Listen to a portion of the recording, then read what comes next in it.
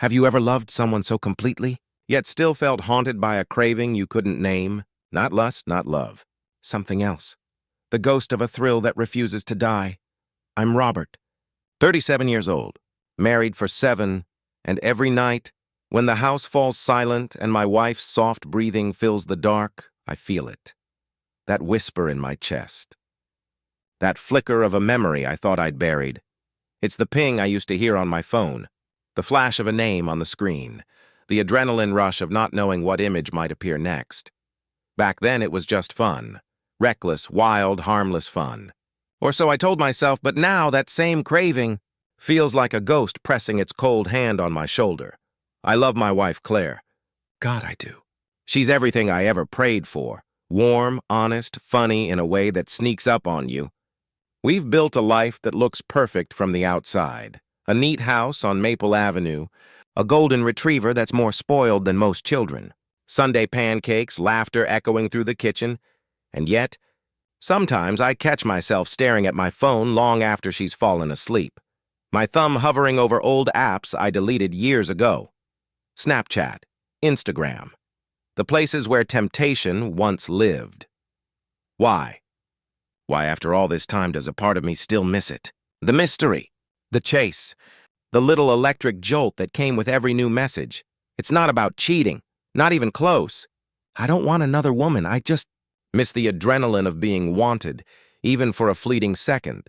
That flicker of being seen, in a way that's raw, unfiltered, reckless. Maybe that's what addiction really is. Not to the thing itself, but to how it made you feel. Last week something happened. Something small, stupid, and yet it cracked something open inside me. It was late, 12:47 a.m. Claire was asleep beside me, the glow of the TV washing over her face. I was scrolling mindlessly through my feed, half dazed, when a notification popped up. New friend suggestion, Emily R. The name hit like a brick. Emily, my old co-worker. We'd worked together years ago, back when I was single. Restless and always chasing distraction. Emily was beautiful in that effortless way that made you second-guess every word you said. She was also one of the first people to ever send me those kinds of snaps. And now, there she was. A smiling profile picture, a wave emoji next to "say hi." My heart thudded once, then twice. I told myself it meant nothing. I told myself to ignore it. But my thumb hovered there, trembling like it remembered something my mind was trying to forget. I closed the app, locked the phone, but the seed was already planted. For the next few days, I couldn't stop thinking about it. Not about her, but about what she represented. The chase, the unknown, the quicksand thrill of danger that makes your pulse race. And that's when I realized I wasn't just missing the images, I was missing who I was back then. Free, spontaneous, desired, before routine settled in like dust. Before comfort became the enemy of excitement. The next night, Claire found me sitting on the couch with my phone in hand, the TV still on, but muted. She smiled, kissed my forehead and asked, "What are you watching?" "Nothing," I said, too quickly, and for the first time in years, I felt guilt burn hot in my chest, not for something I'd done, but for something I was thinking about doing. That night, I dreamed of a phone lighting up in the dark, a notification tone that made my heart skip, and a voice whispering my name through the static. "Miss me?" I woke up in a sweat, and that's when I knew. This wasn't just nostalgia. It was something darker, something I hadn't faced. I told myself I was stronger than my impulses. But the truth? I wasn't sure anymore. It started with small things, tiny, invisible fractures no one could see. Not even Claire. I'd catch myself unlocking my phone without realizing it. Instagram, TikTok, Facebook, then back again. A restless loop, like a gambler shuffling empty cards hoping for one lucky hand. Every notification made my heart jolt. Even the meaningless ones, a like, a comment, a memory from years ago. But none of them gave me what I was secretly chasing. That old high. It's strange how your brain can crave something it knows will destroy you. like an addict staring at a locked cabinet. One night, when Claire was away visiting her sister, I found myself on the couch again, the house echoing with its own silence. The glow from the TV danced on the walls. I scrolled, aimlessly, hopelessly, until I found myself back on Snapchat's download page. I stared at the yellow icon. My thumb hovered over it like it was a detonator. "It's just an app," I told myself. "I'm not going to do anything. I just want to see what it looks like now." But the truth? I was lying, not to anyone else, just to myself. I downloaded it. The screen blinked to life. "Welcome back, Robert." It felt like hearing your ex's voice for the first time in years. Familiar, dangerous, sweet. I reactivated my account. My heart was pounding like I'd committed a crime. Old usernames appeared like ghosts resurfacing from the deep. Most were long inactive. But then I saw it. Emily R. My breath caught. I stared at her Bitmoji for almost a minute before locking my phone again. What was I doing? It wasn't about her. It was about the idea of her, of who I used to be with her, that version of me who felt wanted, exciting, alive. Claire called that night. Her voice was warm, teasing, full of love. "You okay, babe? You sound tired." "I'm fine," I said, forcing a smile she couldn't see. "Just working late." Lying never felt like this before, heavy and sharp, like swallowing glass. After the call, I poured myself a drink. Sat in the dark. The phone sat beside me, glowing faintly. It buzzed once. A notification. "Emily R. added you back." My stomach dropped. I didn't open it. Not yet. But the thought of that unopened message pulsed in my head all night. The sound of her name burned behind my eyes like neon. Over the next few days, I tried to ignore it, but my focus shattered. I'd zone out during meetings, forgetting what people said mid-sentence. Claire would talk to me about her day, and I'd nod without hearing a word. That's what addiction does. It rewires your attention, makes reality feel dull compared to the fantasy.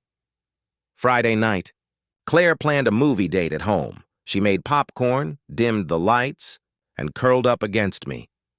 It should have been perfect. But the moment her head rested on my shoulder, I felt my phone buzz in my pocket. My pulse spiked. I told myself not to look. I failed. While Claire laughed at the movie, I slid my phone out, just a glance, a quick glance. Emily. "Hey, stranger." Long time. The emoji hit harder than it should have. I shoved the phone back into my pocket like it burned. But the damage was done. I wasn't in the living room anymore.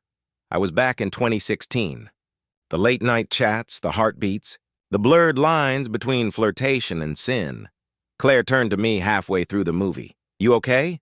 "You seem distracted." I forced a laugh. "Just tired." She smiled softly, trusting me completely. And that smile, that trust, it crushed me, because I knew I was building a wall she couldn't see. That night, when she fell asleep, I sat in the kitchen. Staring at my phone under the dim light, I opened the chat. My fingers trembled. "Robert. Hey, yeah. Been a while." 3 dots appeared, then stopped. Then appeared again, and then her reply. "Missed your face. You still up late like you used to?" I didn't reply. Not that night. Not the next. But I couldn't delete the message either. It just sat there, like an open door in the back of my mind. The next morning, Claire kissed my cheek and said, "You look tired again. Maybe you should sleep in." And I did.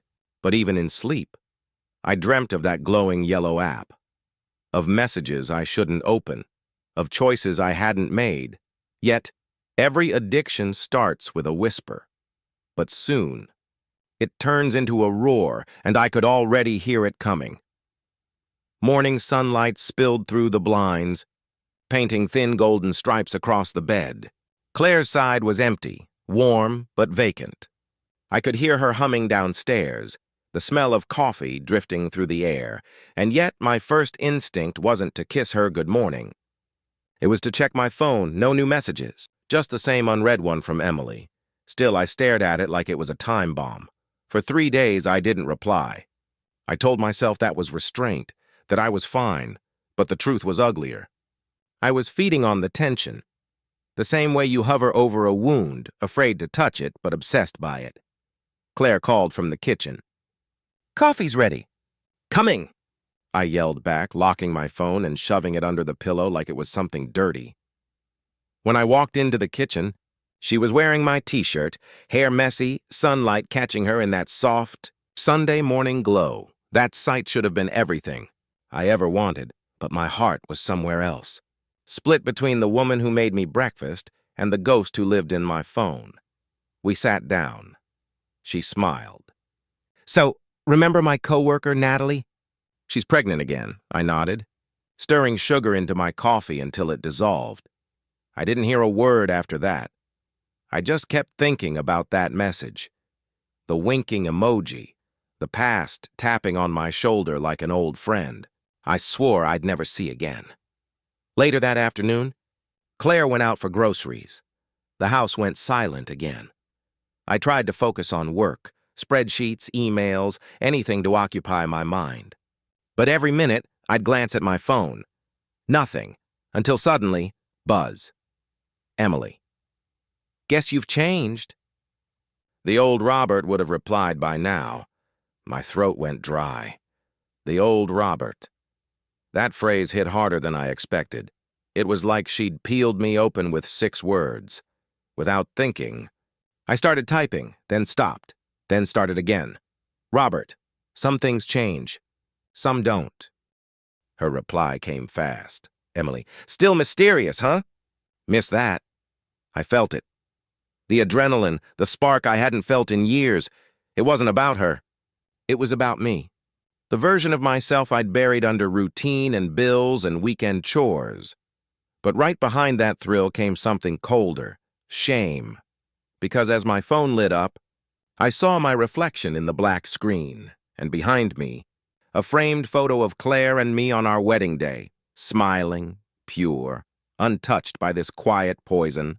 I locked the phone, walked to the bathroom, splashed water on my face until the guilt felt diluted. When Claire came home, she looked at me strangely. "You okay?" she asked, setting down the bags. "You've been quiet lately." "Yeah," I lied. "Just work stress." She smiled softly and reached up to fix my collar. "You know you can talk to me about anything, right?" That sentence cut deeper than she knew. Because at that moment, I realized I wasn't just hiding a message. I was hiding a part of myself I didn't recognize anymore. That night, I couldn't sleep.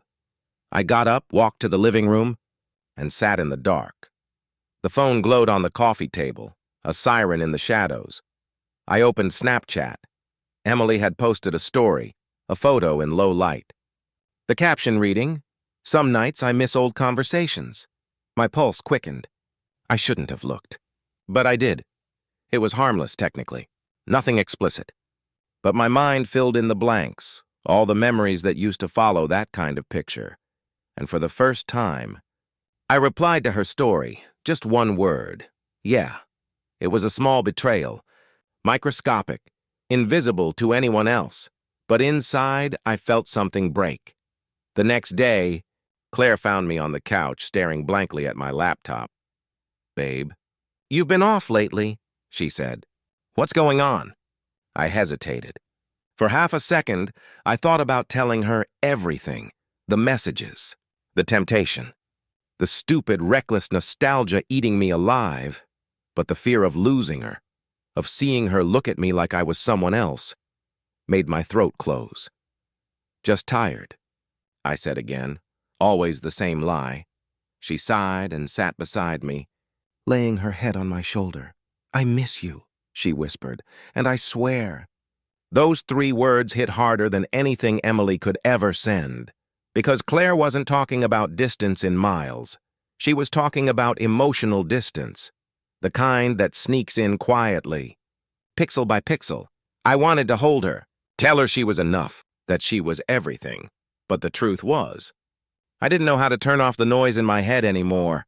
That night I deleted Snapchat again. But deep down, I knew it wouldn't last. Because addiction isn't just about the thing itself.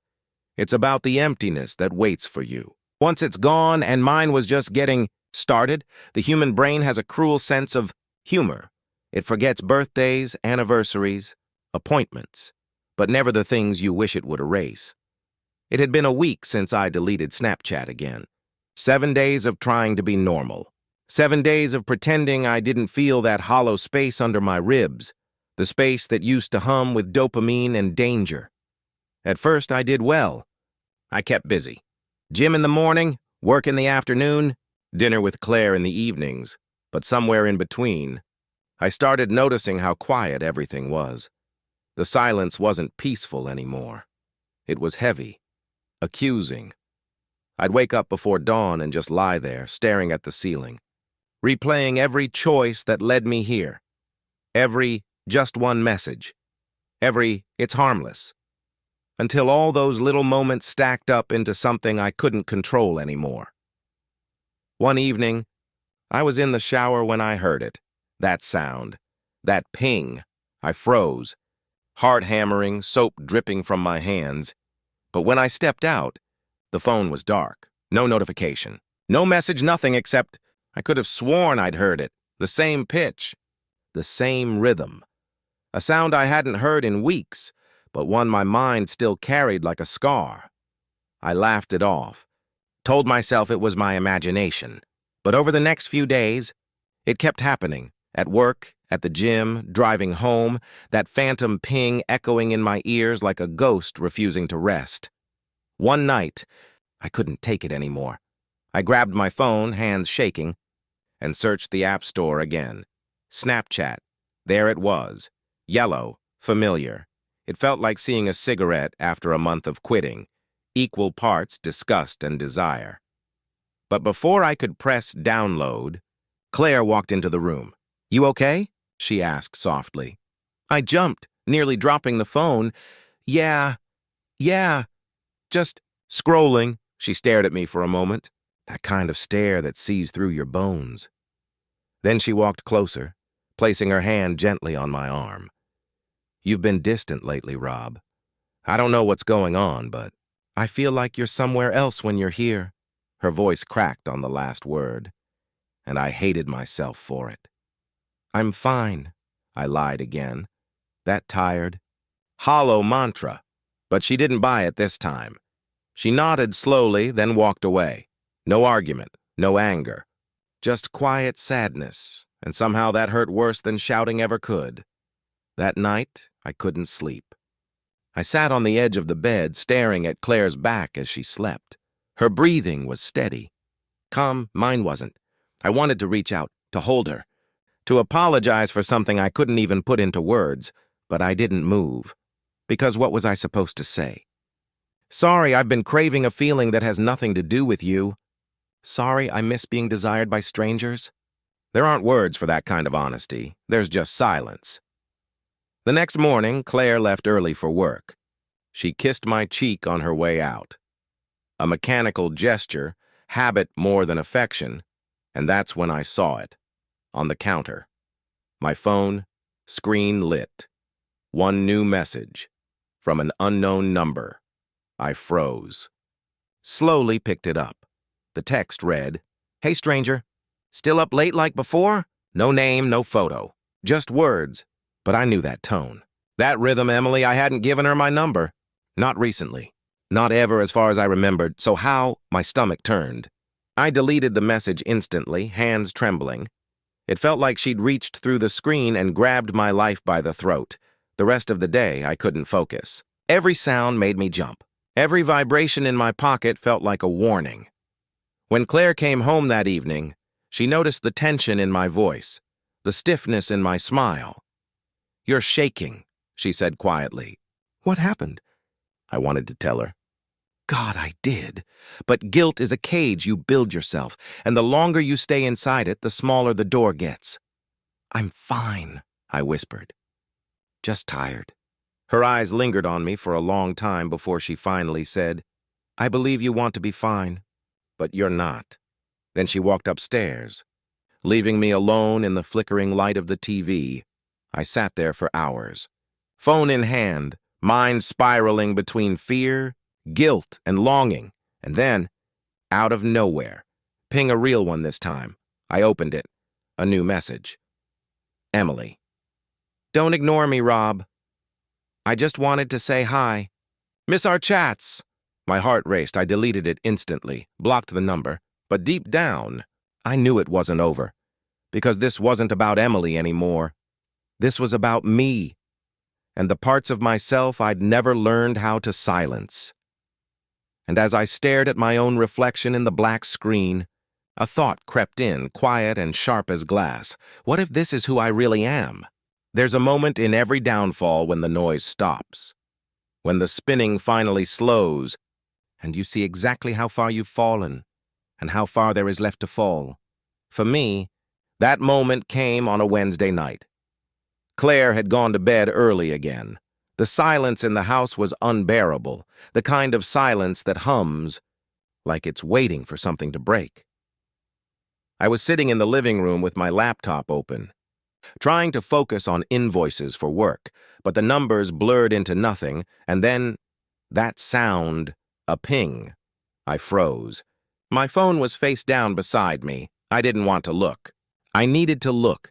One message, unknown number. You didn't have to block me. I just wanted to talk. My stomach twisted. Emily again. It had to be. I stared at the text for a full minute, feeling every beat of my heart. Then, before I could stop myself, I replied, Robert, Emily, please stop. This isn't right. The typing bubble appeared. Emily. I'm sorry.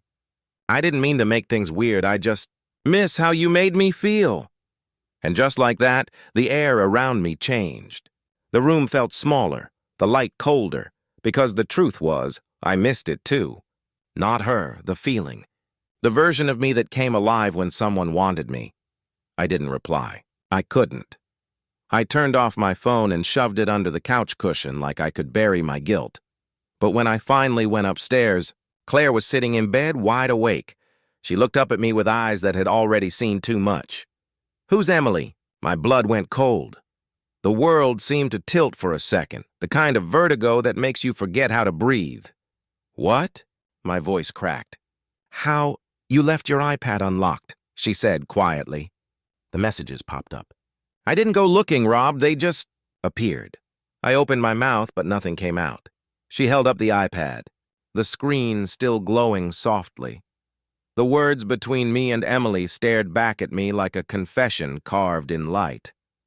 For a long time, she didn't say anything. She just looked at me, searching for something that wasn't there anymore. Finally, she spoke. I could handle a mistake. A stupid message. But this? Her voice trembled. This feels like you've been living in two worlds. One with me, one with whoever that is. Claire, it's not what you think, I whispered. Then tell me what it is. I swallowed hard, the weight of every lie pressing down on my chest. It was nothing. Just nostalgia, I guess. I missed the feeling of being wanted. But I never what? She cut in. Never acted on it? Never thought about it? Never wished I wasn't here so you could chase that again? Her words hit like knives. Tears stung my eyes, but I couldn't defend myself. Because deep down, she was right. This wasn't about cheating. It was about escape. And that, in its own way, was worse. She stood up, brushing past me, and I could feel the distance in every step she took. Do you have any idea how small that makes me feel? She whispered. I've been here, loving you completely. And you've been craving ghosts. I tried to reach for her, but she flinched. Not in fear, but in heartbreak. That single motion cut me deeper than any scream could have. Claire, please, I said, my voice breaking. I didn't mean for this to happen. She turned, eyes glassy. Addiction, right? She said softly. That's what you're going to call it? I said nothing, because she was right again. She walked to the door, her voice trembling but steady. I don't know if I can fix this. I don't even know if you want to fix it, but I can't keep competing with a fantasy. And then she was gone. The bedroom door closed quietly, but the sound echoed like thunder. I sank to the floor, phone still in my hand, the last message from Emily still on the screen. Emily. Miss how you made me feel. I deleted the conversation, the app, everything. But it didn't matter anymore, because the damage was already done. The house felt empty that night, not just of sound, but of meaning. Every creak of the floorboards reminded me of the space Claire used to fill. Every mirror showed me a man I didn't recognize. I sat there until dawn, staring at my reflection in the dark TV screen, two versions of myself staring back, the husband and the addict, and I couldn't tell which. One was real anymore. I didn't sleep, just sat on the edge of the couch, watching the light crawl up the walls as dawn crept in. Every sound in the house felt louder now, the pipes breathing, the clock ticking, the quiet absence of Claire's footsteps. At 7 a.m., her car engine started outside. Didn't move to the window, I just listened to it fade, down the street until the silence swallowed everything again. The house was still, but my mind was a riot. I wanted to call her, to beg, to promise things I didn't yet understand how to keep. But promises mean nothing when they're built on denial. So instead, I walked to the bathroom. The mirror was fogged from the shower she'd taken before leaving.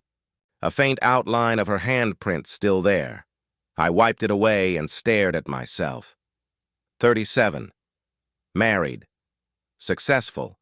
At least on paper, and yet staring back was a man who looked like he'd been living a double life in a single body. The thing about addiction is that it doesn't always destroy you loudly. Sometimes it just erases you quietly, one honest moment at a time. I tried to work that day, but every email, every call, every spreadsheet blurred into noise. At lunch, I found myself driving with no destination. The city passed in flashes, people laughing at cafes, teenagers scrolling on their phones, billboards glowing like temptations. I pulled into a small park we used to visit. The bench was the same one where I'd once proposed to her, shaking from nerves instead of guilt. I sat there for an hour, maybe two, until my phone buzzed. For a second, my heart leapt, thinking it was Claire. It wasn't. Unknown number. I'm sorry if I caused trouble. I didn't mean to. Emily again. Something inside me snapped. Not anger. Not longing, but exhaustion. I deleted the message. Then blocked the number again. Then, for the first time, I opened a blank note on my phone and started typing. Not to her, to myself. I wrote every reason, every excuse, every craving I'd buried under routine. And somewhere between the sentences, I saw the truth forming. It was never about Emily. It wasn't. Even about lust or attention. It was about fear. Fear of becoming invisible.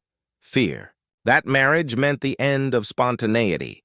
Fear that comfort had turned me into a background character in my own life.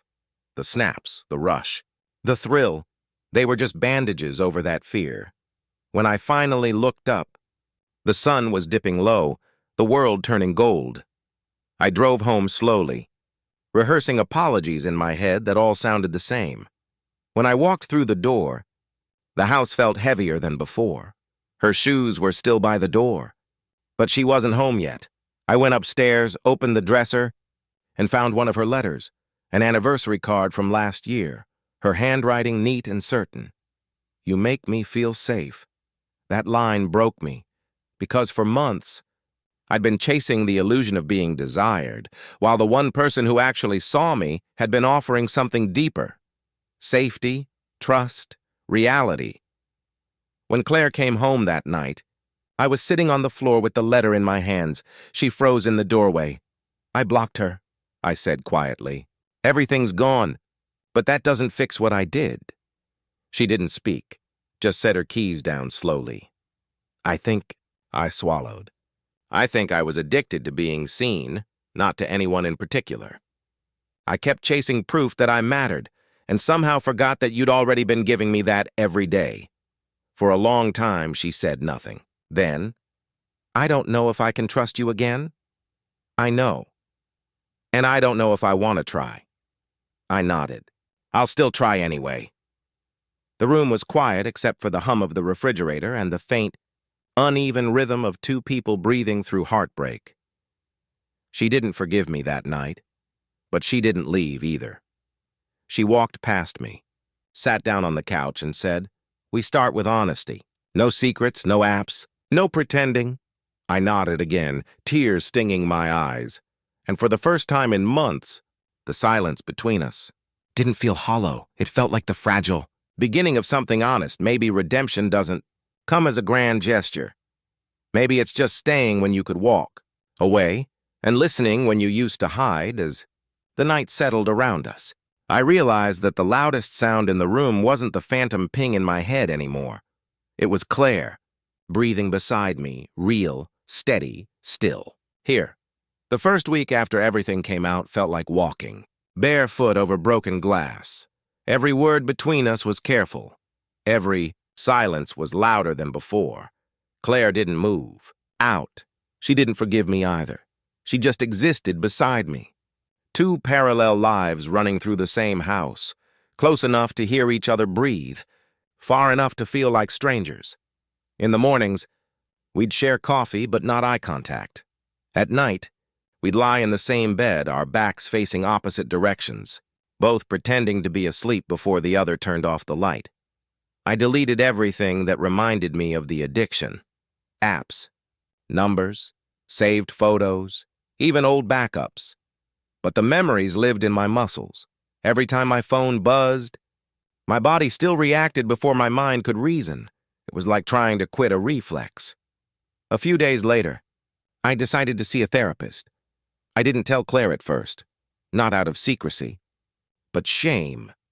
It took 2 sessions before I could even say the words sexual craving out loud. The therapist's name was Dr. Linton. Calm, silver-haired with the kind of voice that felt like a mirror. He listened without judgment. When I told him about the pings, the nostalgia, the lies that started small and grew until they had gravity, he just nodded slowly. "You weren't chasing images," he said finally. "You were chasing validation. The snaps weren't about bodies. They were about proof. Proof that you could still cause desire." That sentence landed like a stone dropped into deep water. Proof. That was it. Every message, every glance, every heartbeat. I'd been searching for something external to fill an internal void. After the session, I sat in my car for half an hour before driving home.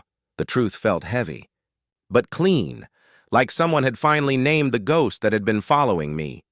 When I walked in that evening, Claire was reading on the couch.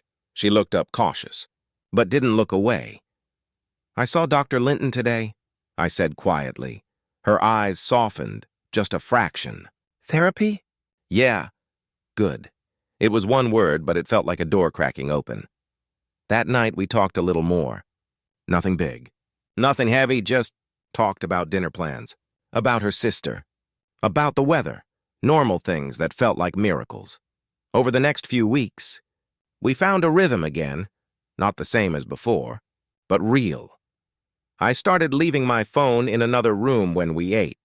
I started looking at her when she spoke instead of past her.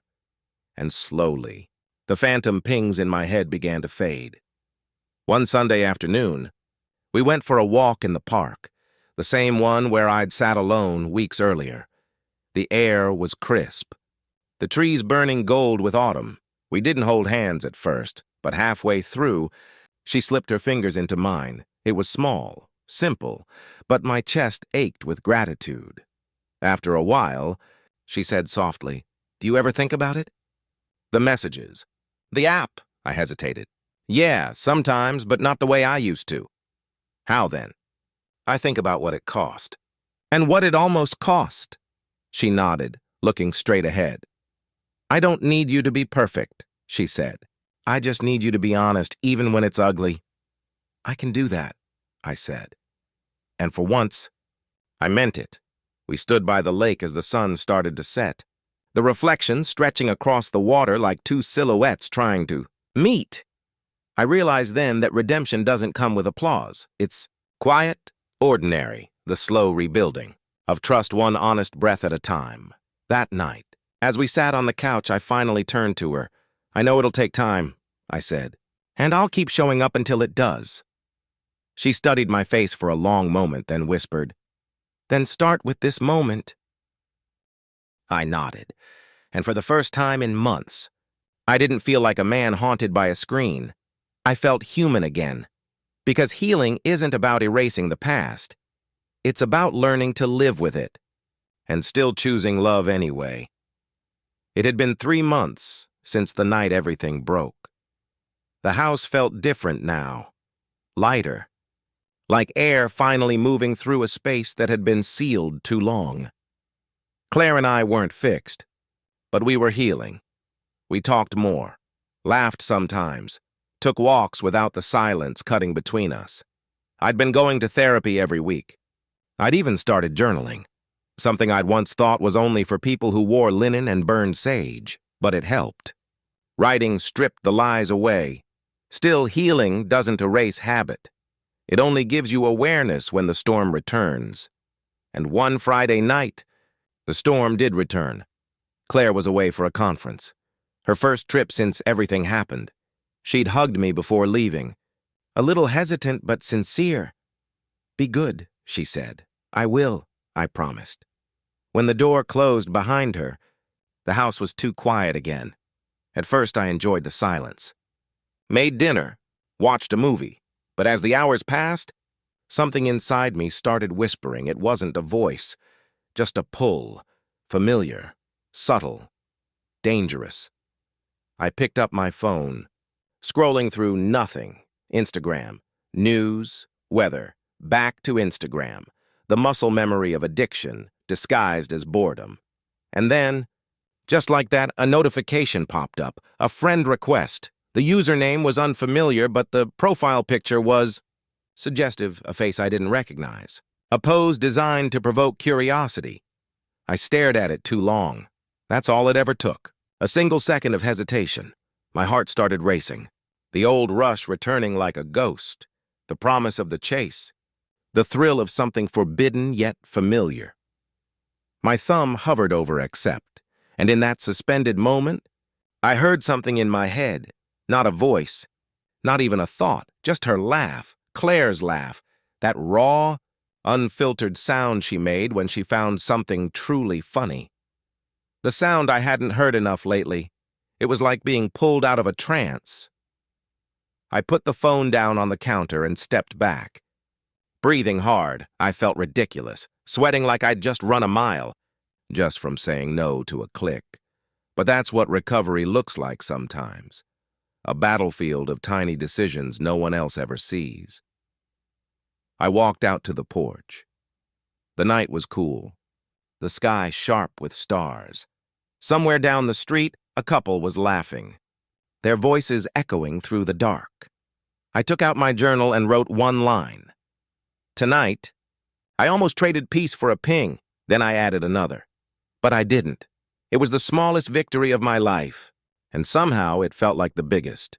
When Claire came home 2 days later, she found me cooking breakfast. Real breakfast. Not the cereal and regret combo I used to eat when she traveled. She smiled faintly, surprised. "You're up early." "I couldn't sleep," I said. "Good early." She set down her bag and looked at me carefully. "Everything okay?" I nodded. "Yeah, I think so." There was a quiet understanding in her eyes, like she knew the fight wasn't over. But she could see I was still fighting. Later that morning, we went for another walk, coffee in hand. At one point, she asked softly, "Do you still miss it?" I thought for a long time, then said, "Sometimes I miss the noise, but I'm learning to love the quiet." She smiled at that. Small, real, almost proud. We reached the lake again. The same reflection, the same stillness. But this time, it didn't feel like a place of regret. It felt like closure. I realized then that maybe the chase I'd been addicted to wasn't for desire at all. Maybe it was for connection. And when I stopped running, I found it was right beside me the whole time. It was late November when everything truly changed. The trees outside had lost their leaves, bare branches tracing dark veins against a gray sky. Inside, the house was warm, not from the heater, but from something gentler, like peace finding its way back through the cracks. Claire and I had been moving slowly toward each other. Small moments, shared smiles, simple jokes, the quiet ease that comes from two people daring to trust again. But there was still something unsaid. One night, after dinner, we sat in the living room. The air between us was calm but heavy with things waiting to be spoken. She broke the silence first. "Robert," she said softly, "can I ask you something?" I looked up from my coffee. "Anything. When you were in it, with the snaps, the messages, did you ever think about me?" The question hit like a wave, not because I didn't expect it, but because it was the one I'd been avoiding. "I thought about you every time," I said quietly. That's what made it worse. Her brow furrowed slightly, confused. "I wasn't chasing someone else," I continued. "I was running from myself, from this feeling that I wasn't enough anymore. That life had become predictable, and I'd lost the part of me that felt wanted. And I hated that feeling. I hated what it said about me." I set the cup down. My hands were shaking, but every time I gave in, I'd see your face afterward, and I'd feel sick. "Because you've never stopped wanting me. I just stopped believing I was worth being wanted." She didn't move for a long time. Then she whispered, "You could have told me that." I didn't know how. She nodded slowly. Her eyes glistened, not with anger, but with exhaustion. "That's what hurts the most," she said. "Not that you slipped, but that you chose silence over me." I looked down, my throat tight. "I know, and I'll spend as long as it takes proving I've learned to speak again." For a long moment, neither of us said anything. The clock ticked softly on the wall. Somewhere outside, rain began to fall, the kind of steady drizzle that sounds like the world trying to breathe. Finally, she got up, walked over, and sat beside me.